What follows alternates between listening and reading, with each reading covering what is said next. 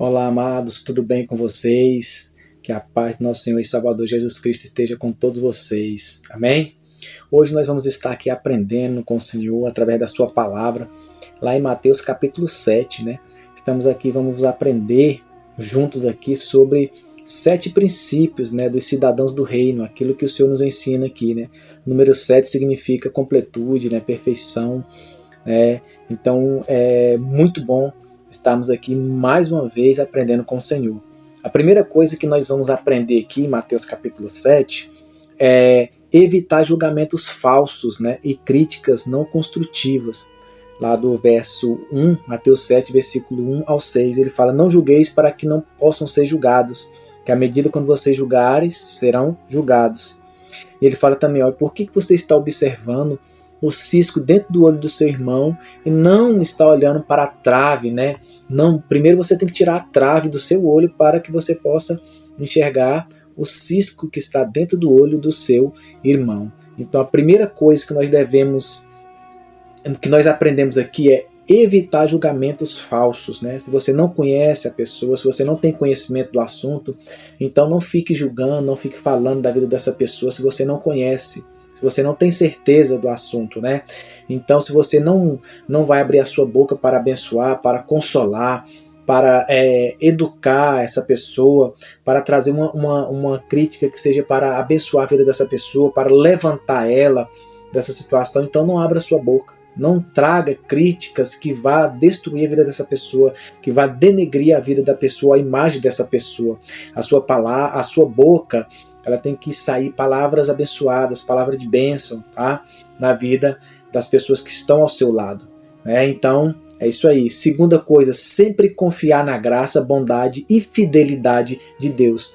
No verso 7 a 12, diz assim: pedi e dá-se-vos-á, buscar encontrarei, batei e abrir-se-vos-á a porta, né? Porque aquele que bate,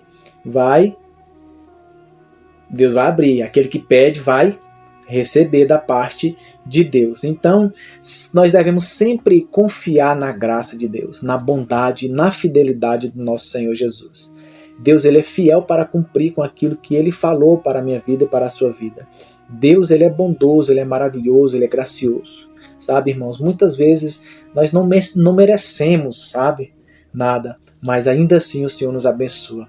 Ainda assim o Senhor está me abençoando, está abençoando a sua vida. Por quê? Porque a graça de Deus é um favor imerecido. Eu não mereço, você não merece, mas porque Ele é gracioso, porque Ele é Deus, porque Ele é bondoso, Ele vai te abençoar, Ele vai me abençoar. Então sempre confie na graça, na bondade e na fidelidade de Deus. Terceiro, crê que só Jesus é a porta de acesso ao céu e o caminho que leva à salvação. Versículo 13 e 14 diz assim: entrai pela porta estreita, porque larga é a porta e espaçoso o caminho que leva à perdição, e muitos são os que entram por ela. Irmãos, não esqueça disso. Nós devemos crer, como está escrito lá em Atos capítulo 4, 12, que Jesus Cristo Ele é a porta. Não existe outro onde nós podemos receber a salvação, nem acima do céu, nem embaixo da terra, a não ser no nome de Jesus. Atos 4, 12 fala. Lá em João 10, versículo 9, está escrito assim: eu sou a porta, se alguém entrar por mim, salvar-se-á, e entrará e sairá e achará pastagem. Então Jesus, ele é a porta, né? Então João 14 diz: eu sou o caminho, a verdade e a vida. Então Jesus, ele é a porta. Nós devemos crer que só Jesus é a porta de acesso que leva ao céu, que leva o caminho para a salvação. Então, larga é a porta, sabe, irmãos? Tem muita gente oferecendo um evangelho falso aí, né? Dizendo que de outras formas que você pode ser salvo, através das obras, através de se você fizer alguma coisa pelo seu mérito. Não confie nisso, irmãos. A obra de salvação é pelo mérito de Jesus, é pelo sangue de Jesus. Quando eu creio em Jesus, quando eu confesso, né, que Jesus Cristo é o Filho de Deus, né, então eu recebo a salvação. Né? Não é pelo meu mérito, não é pelas minhas obras, não é porque eu fiz alguma coisa. Pelo contrário, é por aquilo que Jesus fez na minha vida. Então eu creio em Jesus. Ele é a porta, a única porta. Então a porta estreita é essa, irmãos. A porta estreita é Jesus Cristo, porque larga e espaçosa é aquela porta que leva o caminho para a perdição, sabe? Então não creia em um evangelho falso, na porta falsa, naquela porta larga, né? Não confie nisso, né? Não é todas as pessoas que estão aí ensinando ou falando sobre Jesus que você deve acreditar. Acredite naquilo que a palavra de Deus está falando sobre Jesus. Tá? Acredite naquilo que a Bíblia ensina. Então você deve verificar nas escrituras. Se tem alguém ensinando na internet, não vá lá na Bíblia e confira se aquilo que aquela pessoa está falando realmente está conforme a palavra de Deus. Porque Jesus Cristo, ele é o caminho, a verdade e a vida. Não existe outro caminho. Não existe outra porta para que você possa ter acesso ao céu. A única porta é Jesus Cristo. Quarta coisa, ter conhecimento da palavra para não ser enganado por falsos profetas e falsas doutrinas. Então lá no versículo 15 a 20 ele fala: acautelai-vos dos falsos profetas que vêm até vestir de você através de vestir de ovelhas, mas na verdade eles são lobos devoradores. Então tem muitas pessoas vestidas de ovelha, ovelhinha, né, querendo enganar você, mas não caia nesse engano, sabe, irmãos? Nós devemos crer que só Jesus Cristo é Deus, tá? E nós devemos ter conhecimento da palavra para que nós não possamos ser enganados por esse falso evangelho, por essas falsas pessoas, esses falsos profetas, né, falsos mestres que têm tentado enganar as pessoas aí na internet ou que seja em qualquer lugar. Então tenha conhecimento. Como que eu vou ter conhecimento de Deus? Lendo a palavra, meditando na palavra dia e noite. Sabe? Então, se você tem acesso à palavra de Deus, se você lê, se você medita na palavra de Deus dia e noite, irmãos, né, dificilmente você vai ser confundido, você vai ser enganado por esses falsos profetas.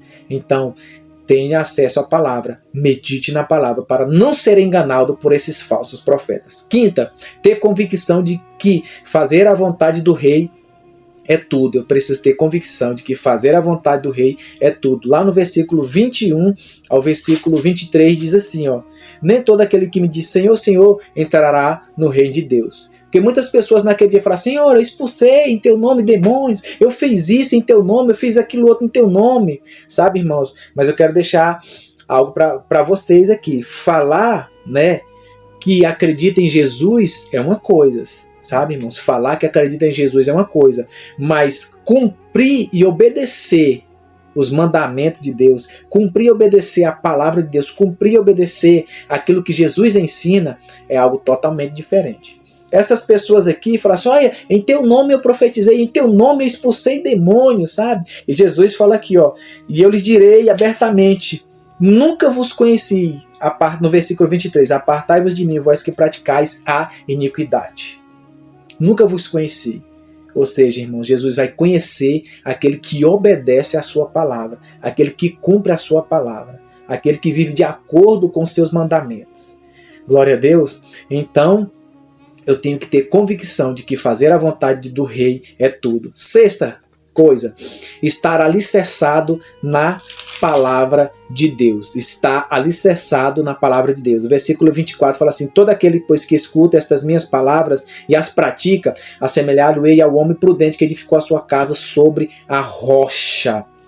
Eu preciso estar alicerçado na palavra de Deus, porque ela é a rocha. É ela que me sustenta. Então, quando eu leio a palavra, quando eu medito na palavra, quando eu estudo a palavra, eu estou sendo alicerçado por ela, sabe? Estou me tornando inabalável. Glória a Deus. E por último, crer na doutrina da palavra e na autoridade do nome de Jesus. Versículo 28 e 29. E aconteceu que, concluindo Jesus esse discurso, a multidão se admirou da sua doutrina, da sua palavra, seu ensinamento, porquanto ele ensinava com autoridade e não como os escribas. Crê na doutrina da palavra e na autoridade do nome de Jesus. Que Deus abençoe a todos vocês, em nome de Jesus.